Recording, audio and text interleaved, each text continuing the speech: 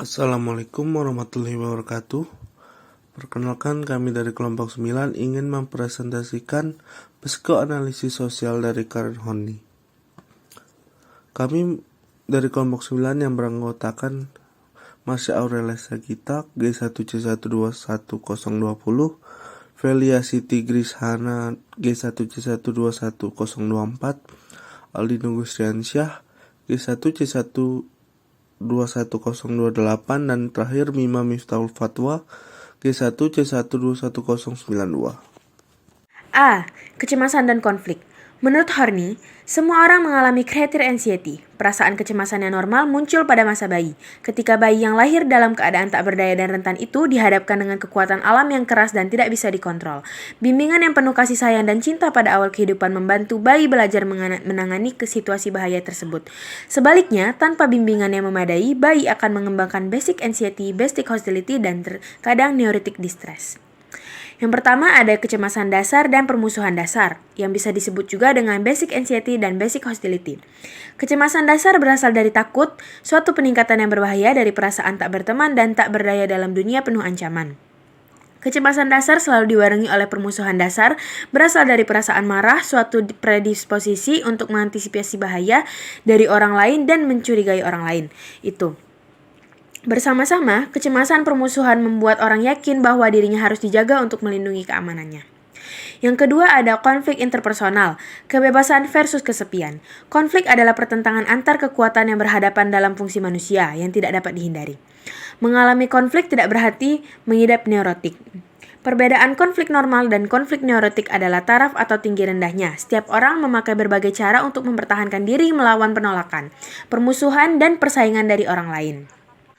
Horney mengumumkakan 10 kebutuhan neurotik, yakni kebutuhan yang timbul sebagai akibat dari usaha menemukan pemecahan-pemecahan masalah gangguan hubungan antar manusia. A. Kebutuhan kasih sayang dan penerimaan, keinginan membabi buta untuk menyenangkan orang lain dan berbuat sesuai dengan harapan orang lain. Yang kedua ada kebutuhan partner yang bersedia mengambil alih kehidupan. Tidak memiliki kepercayaan diri, berusaha mengikatkan diri dengan partner yang kuat. Kebutuhan ini mencakup penghargaan yang berlebihan terhadap cinta dan ketakutan akan kesepian dan diabaikan. Yang ketiga ada kebutuhan membatasi kehidupan dalam ranah sempit.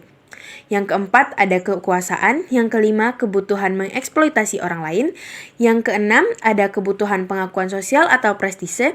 Yang ketujuh kebutuhan menjadi pribadi yang dikagumi. Yang kedelapan kebutuhan ambisi dan prestasi pribadi. Yang kesembilan kebutuhan mencukupi diri sendiri dan independensi. Dan yang terakhir ada kebutuhan kesempurnaan dan ketaktercelaan. Yang ketiga ada konflik intraspsikis, kecenderungan neurotik yang timbul dari kecemasan dasar, berkembang dari hubungan anak dengan orang lain. Dinamika kejiwaan yang terjadi menekankan pada konflik budaya dan hubungan antar pribadi. Sedang konsep yang objektif adalah pandangan diri seperti apa adanya. Deskripsi 4 konsep diri tersebut sebagai berikut. Ada diri rendah, selanjutnya ada diri nyata, selanjutnya ada diri ideal, dan diri aktual. Ideal self, versi diri yang sempurna. Menurut Horney, meskipun sudah berada di lingkungan yang hangat, positif, dan bersahaja, manusia masih memiliki kecenderungan untuk jatuh dalam pengaruh negatif yang disebabkan oleh pengalaman-pengalaman masa lalunya yang membuatnya terisolir dan inferior dan mencegah dirinya mencegah realisasi alami dalam dirinya. Orang-orang seperti ini akan menganggap diri mereka di atas yang lainnya, sehingga mereka bukanlah mencari realisasi diri, melainkan aktualisasi diri yang ideal. Horney berpendapat bahwa ideal self terbagi menjadi 4 bagian. Yang pertama adalah pencari keagungan neurotik. Pencari keagungan neurotik menggambarkan orang yang menganggap diri ideal itu nyata dan menjadikannya sebagai orientasi kehidupan. Orang tipikal begini cenderung akan mencari 3 hal. Yang pertama adalah kebutuhan kesempurnaan, di mana mereka cenderung membentuk aturan yang mengikat diri sendiri dalam keharusan dan larangan keras yang kompleks. Horney menamai ini sebagai tirani kebolehan. Yang kedua adalah ambisi neurotik, yaitu gambaran seorang yang selalu ingin unggul dalam hal apapun, semisal ketika sekolah ingin menjadi siswa terbaik dan ketika bekerja ingin jadi yang paling sukses atau yang paling cepat dalam naik pangkatnya. Yang ketiga adalah dorongan balas dendam. Motivasi dari orang ini cenderung berawal dari hal atau seseorang yang mempermalukannya di masa lalu. Biasanya ketika masih kanak-kanak, sehingga dia ingin sukses agar bisa mempermalukan balik orang tersebut. Ketika akhirnya tercapai, keinginan balas dendam itu tidak akan padam dan malah menanjak. Ini disebabkan karena dia takut akan kekalahan dan mau merasakan kemenangan yang lebih besar lagi dari balas dendam yang baru. Ciri yang kedua dari orang-orang yang mencari ideal self adalah penuntut yang neurotik. Orang seperti ini menganggap kalau cara kerja dunia tak selaras dalam dunia yang mereka hayalkan dan merasa perlu diperlakukan secara khusus. Perlakuan khusus ini juga berhubungan dengan kebutuhan mereka yang tak terpenuhi. Ketika tidak mendapatkan perlakuan khusus tersebut, mereka cenderung akan merasa marah dan bingung. Ciri orang-orang yang mencari ideal self yang ketiga adalah mereka mempunyai kebanggaan neurotik.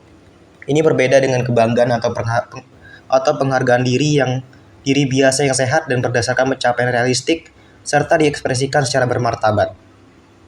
Orang seperti ini akan menganggap diri sebagai pribadi yang ideal, yaitu kuat, heroik, super jenius dan tak segan mengumumkannya ke publik lantang-lantang.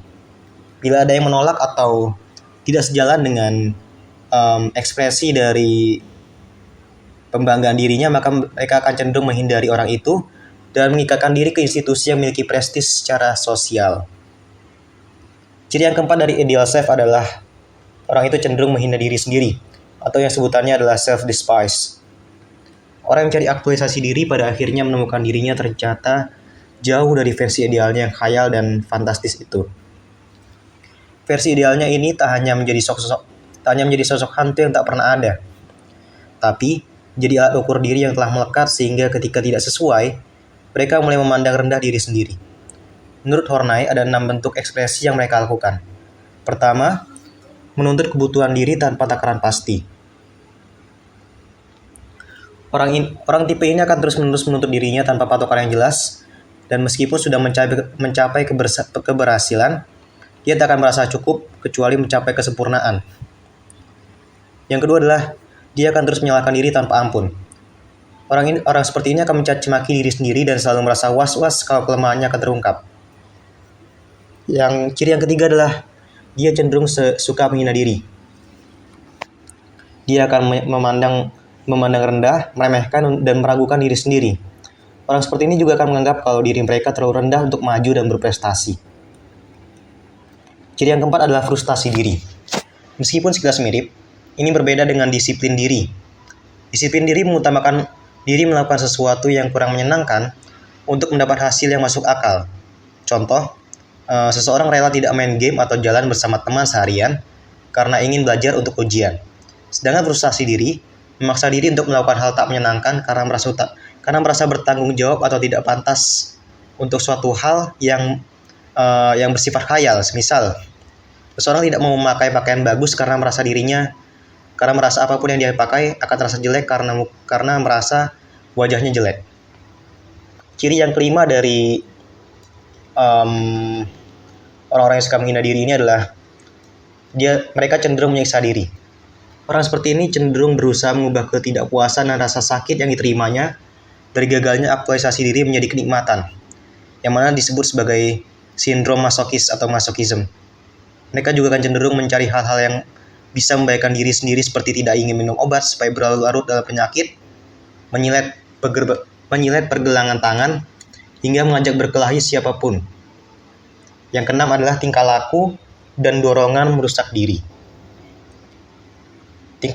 Impuls ini bisa dalam bentuk fisikal atau psikis dan mungkin bisa disadari ataupun tidak disadari oleh si pelaku.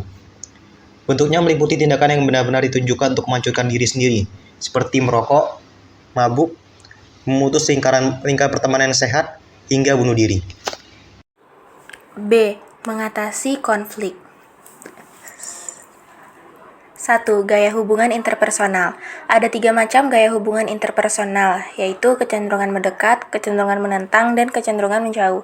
Menurut Harney, penyebab utama timbulnya tingkah laku neurotik adalah hubungan interpersonal yang salah, karena Karena itu, mengatasi tingkah laku neurotik, konflik, dan kecemasan hanya dapat dilakukan melalui perbaikan hubungan interpersonal yang salah. Pada orang normal, tingkah laku atau pilihan gaya yang dipakai berubah-ubah dari gaya yang satu ke gaya yang lain secara spontan.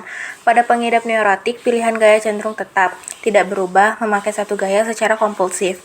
10 kebutuhan neurotik yang tidak lain dan tidak salah adalah cara orang bertingkah laku, bertahan dari kecemasan dasar, dan permusuhan dasar. Dapat dikelompokkan ke dalam 3 gaya hubungan interpersonal, yaitu 1. Bergerak mendekat orang lain. Orang mendekati orang lain yaitu untuk usaha melawan perasaan tak berdaya. Orang yang merasa selalu kalah atau mudah kalah menjadi sangat membutuhkan kasih sayang, penerimaan, dan atau membutuhkan partner yang kuat yang dapat mengambil tanggung jawab terhadap kehidupannya. Harney menamakan kebutuhan ini sebagai ketergantungan yang tidak normal. Sebagai lawan dari saling tergantung, kecenderungan neurotik mendekat orang lain melibatkan strategi yang kompleks karena mencakup keseluruhan pikiran, perasaan, tingkah laku, keseluruhan gaya hidup seseorang. Yang kedua, bergerak melawan orang lain. Orang yang agresif memandang orang lain sebagai musuh dan memakai strategi melawan orang lain untuk meredakan kecemasannya. Mereka dimotivasi untuk mengeksploitasi orang lain dan memanfaatkan orang lain untuk keuntungan pribadinya. Mereka tidak mau menerima kesalahannya sendiri, secara kompulsif berusaha tampil sempurna, kuat, dan superior. Dari sisi perlakuan kepada orang lain, komplain berlawanan dengan agresi.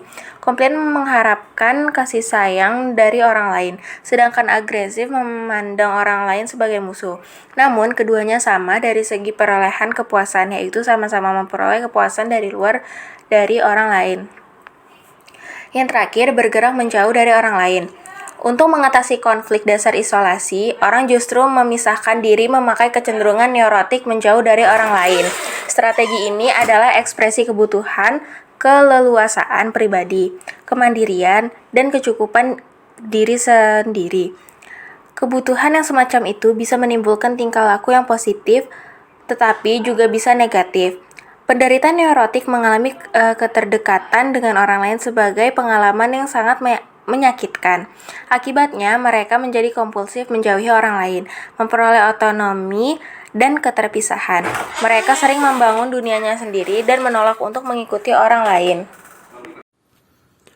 C. Aplikasi. Yang pertama adalah psikologi wanita.